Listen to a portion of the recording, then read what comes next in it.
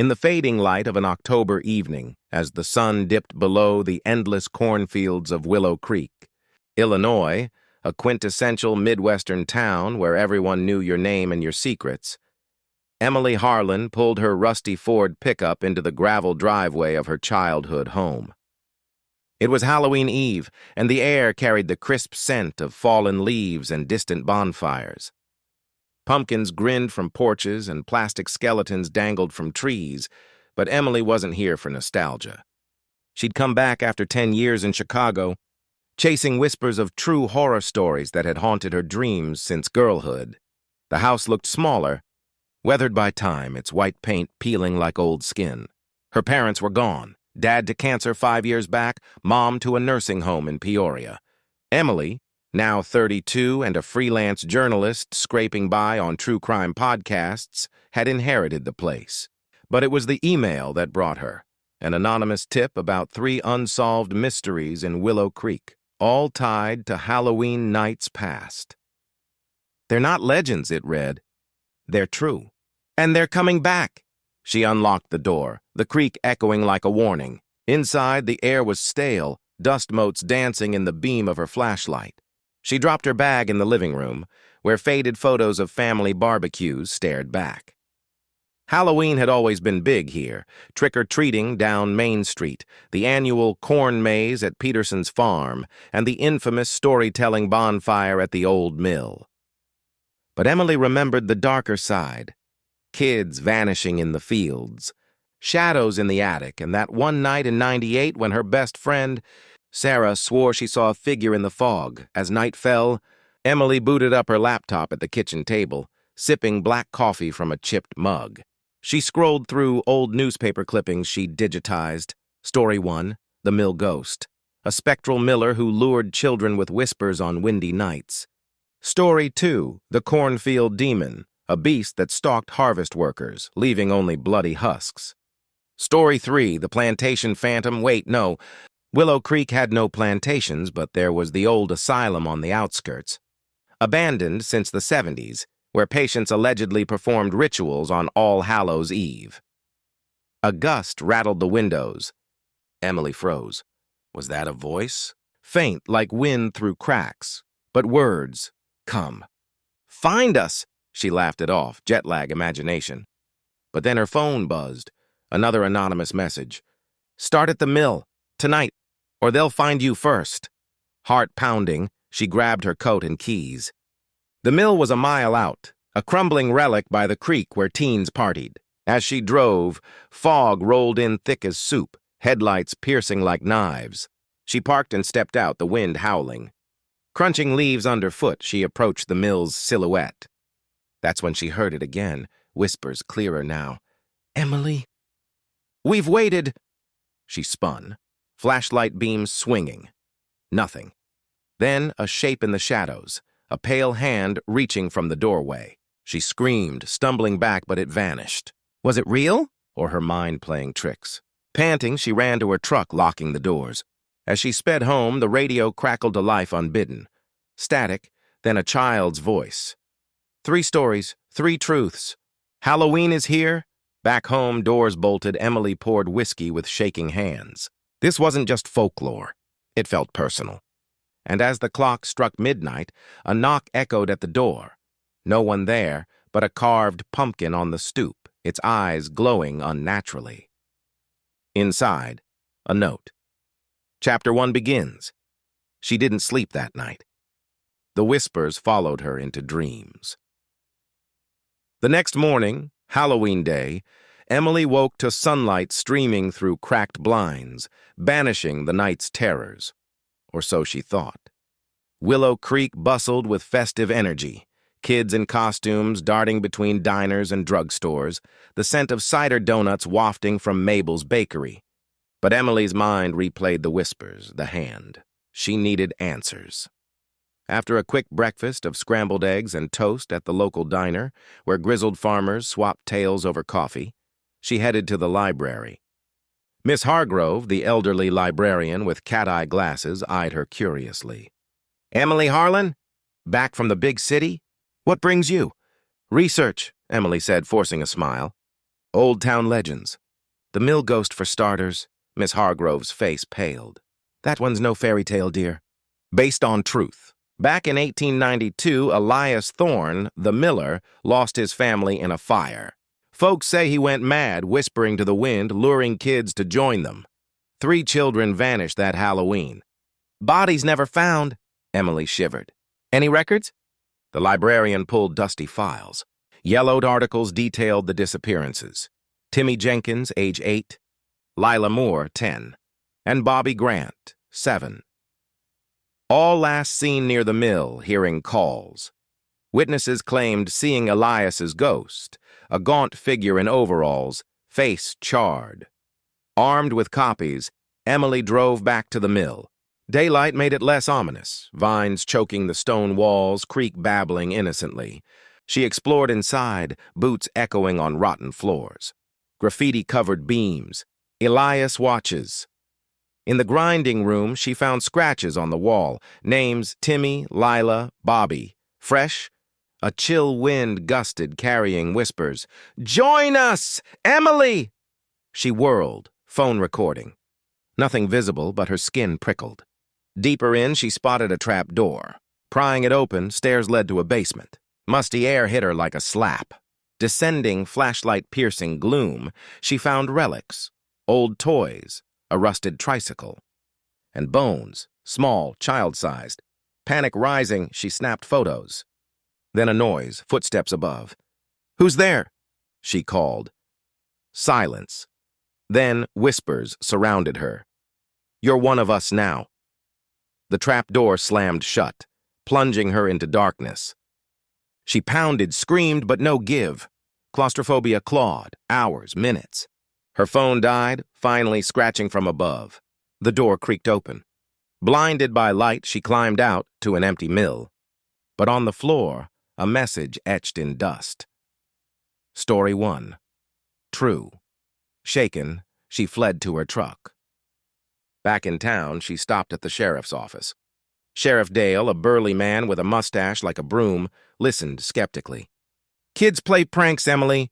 Halloween hijinks. But the bones? We'll check. But stay out of trouble." Evening fell as Emily returned home.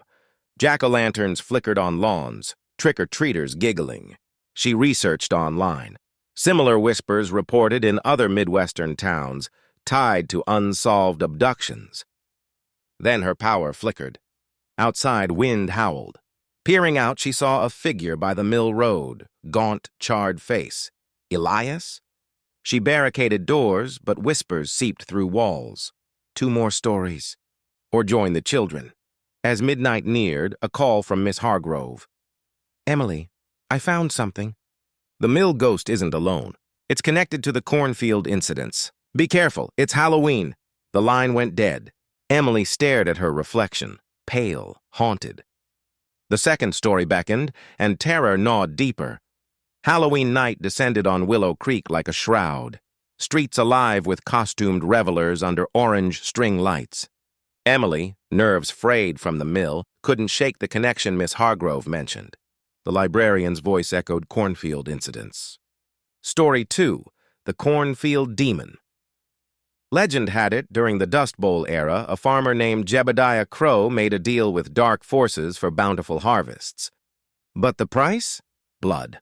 Every Halloween, the demon, a hulking, horned shadow, claimed a soul from the fields. Victims found mauled, like by a beast, but with ritual markings. True stories from the 30s. Harvest workers vanishing, only shreds left. Emily's anonymous tipster messaged again. Peterson's farm, midnight, witnessed the truth. She hesitated. But curiosity and fear of inaction won. Arming herself with a flashlight, pepper spray, and a pocket knife, she drove to the farm outskirts. The corn maze was a town staple, towering stalks rustling like secrets. Families laughed inside, but Emily skirted to the unlit fields beyond. Moonlight cast eerie shadows. She pushed through rows, ears straining. Crickets chirped, then silenced. A low growl rumbled. Animal? Wind? Deeper in, she found a clearing, scorched earth in a circle, old bones scattered. Jebediah's altar, locals called it. Kneeling, she examined carvings, symbols like inverted crosses, eyes staring, a snap behind her. She turned, nothing. Then, hot breath on her neck. Spinning, she glimpsed red eyes in the stalks. Heart hammering, she ran, corn whipping her face. Growls pursued, close, hungry. She burst into the maze, disoriented. Children's laughter faded. Isolation gripped. "Help!" she yelled, but echoes mocked. The beast emerged, massive, furred, horns curling like scythes. Not demon? Mutated? It lunged, claws grazing her arm, blood welling. She sprayed pepper, it roared, recoiling. Stumbling out, she reached the farm lot. Partier stared, her torn clothes, bleeding arm. "Call the sheriff!" she gasped. Sheriff Dale arrived, skeptical again. "Coyote, maybe. Fields are full of 'em." But the eyes, red, glowing. He sighed. "Halloween pranks, Emily, go home." But at home, bandaging her wound, doubts festered. She dug online, reports of cryptid sightings in Midwest farmlands tied to old pacts. Then a knock. Through the peephole, no one. Opening cautiously, a cornhusk doll on the step. Eyes buttons, mouth stitched, blood on its claws. Whispers returned. Story 2, true, one more. Sleep evaded her. Dreams blurred. Elias in fields, Jebediah's beast whispering. Morning brought news. A farmhand missing from Peterson's, found mauled. Emily visited Miss Hargrove. "The stories connect," the librarian said, handing a book. "All lead to the asylum. The third story, experiments there in the 60s, summoning entities. Patients became vessels, ghosts, demons, phantoms. The 3 stories are one?" Emily whispered. "Perhaps. And tonight, full moon Halloween. Peak." Terror mounted. The climax loomed. With the beast's claws still stinging, Emily delved into Story 3, The Asylum Phantom. The Willow Creek Sanitarium, abandoned on the town's edge, was a hulking brick beast swallowed by woods. Built in 1920, it housed the mentally ill until scandals in the 70s, experimental therapies, occult rituals by rogue doctors seeking eternal life. Patients vanished on Halloween, bodies found twisted, as if possessed. Miss Hargrove's book detailed Dr. Harlan. Wait, Harlan? Emily's great-uncle?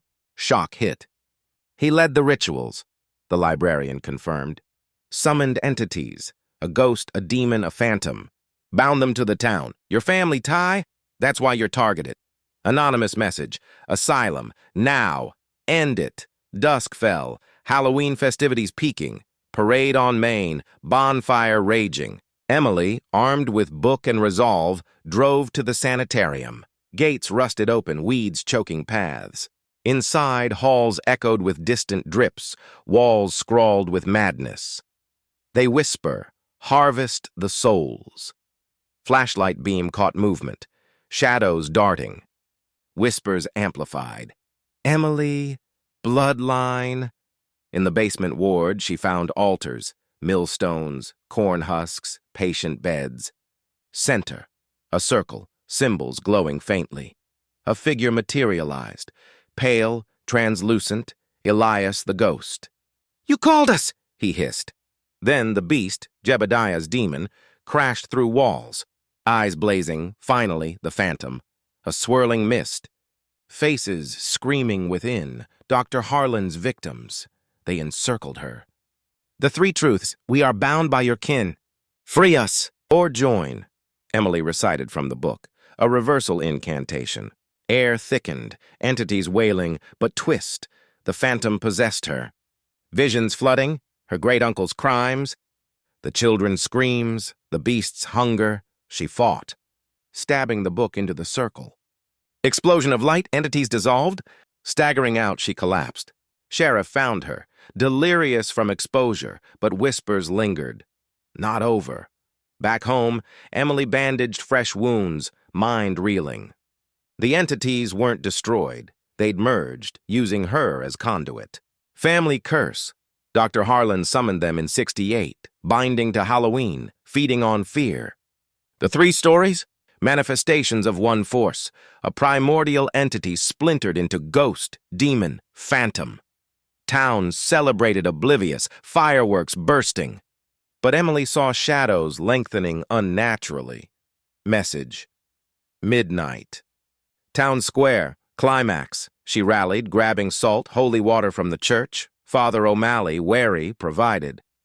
Evil roots deep here. At the square, bonfire roared, masked crowds dancing. Midnight struck. Wind gusted, flames twisting. Whispers boomed. We are one. The entity appeared. Colossal, shifting forms. Elias's face, beast's claws, phantom mists. It possessed revelers, eyes glowing, turning on each other. Chaos, screams, bites, ghostly apparitions. Emily charged, chanting incantation, tossing salt. Entity roared, focusing on her. Blood pays! It revealed twist. Her parents didn't die naturally. Entity claimed them, waiting for her return. Fury fueled her. She lured it to the bonfire, dousing with holy water. Explosion. Entity shrieked, forms fracturing, but it latched, dragging her into visions. Endless torment. She broke free. Stabbing a ritual dagger from book into its core, entity dissipated in smoke. Dawn broke. Town dazed. Gas leak hallucination, sheriff claimed, but Emily knew truth. Scars remained. Back home, Emily bandaged fresh wounds, mind reeling. The entities weren't destroyed. They'd merged, using her as conduit. Family curse. Dr. Harlan summoned them in '68, binding to Halloween, feeding on fear. The 3 stories? Manifestations of one force, a primordial entity splintered into ghost, demon, phantom. Town celebrated oblivious, fireworks bursting. But Emily saw shadows lengthening unnaturally. Message: midnight. Town square, climax. She rallied, grabbing salt, holy water from the church. Father O'Malley, wary, provided. Evil roots deep here. At the square, bonfire roared, masked crowds dancing. Midnight struck. Wind gusted, flames twisting. Whispers boomed. We are one. The entity appeared. Colossal, shifting forms. Elias's face, beast's claws, phantom mists. It possessed revelers, eyes glowing, turning on each other. Chaos, screams, bites, ghostly apparitions. Emily charged, chanting incantation, tossing salt. Entity roared, focusing on her. Blood pays! It revealed twist. Her parents didn't die naturally. Entity claimed them, waiting for her return. Fury fueled her. She lured it to the bonfire, dousing with holy water. Explosion. Entity shrieked, forms fracturing, but it latched, dragging her into visions. Endless torment. She broke free. Stabbing a ritual dagger from book into its core, entity dissipated in smoke. Dawn broke. Town dazed. Gas leak hallucination, sheriff claimed, but Emily knew truth. Scars remained. Recovery was slow. Emily stayed, piecing life. But doubts crept. Was it over? Whispers faint, but present. Investigating, she found hidden journals in attic, Dr. Harlan's confessions. The entity wasn't summoned. It was awakened from native lands, twisted by colonialism, echoes in Midwest folklore. Halloween passed, but anomalies. Pets vanishing. Shadows in mirrors. Twist. The entity split again, weaker but regenerating. Emily tracked signs to the mill, fields, asylum, confronting remnants. She destroyed anchors, burning mill relics, salting fields, demolishing asylum altar. Yet, psychological terror peaked. Hallucinations of Sarah, long dead. Wait, Sarah was a victim, entity claimed. Emily questioned sanity, isolation in the empty house amplifying. Climax redux, entity reformed subtly, possessing her reflection. Battle within, mindscape of horrors. Children's ghosts. Beast chases, phantom screams. She affirmed reality, banishing it. Peace, tentative. Months later, winter blanketed Willow Creek. Emily sold the house, moved back to Chicago, but the stories haunted. Podcast episodes on the 3 truths went viral. Subtle nods. Diners buzzed with retellings. Kids chanted rhymes. One night, anonymous call, "It's not over." Fourth story, you, she dismissed, until whispers returned. Resolution. Emily confronted final remnant in dreams.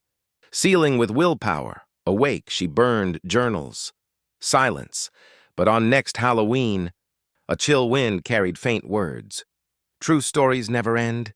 She smiled grimly, prepared now. The impression, fear lingers, but so does resilience. American spirit, facing darkness in heartland shadows.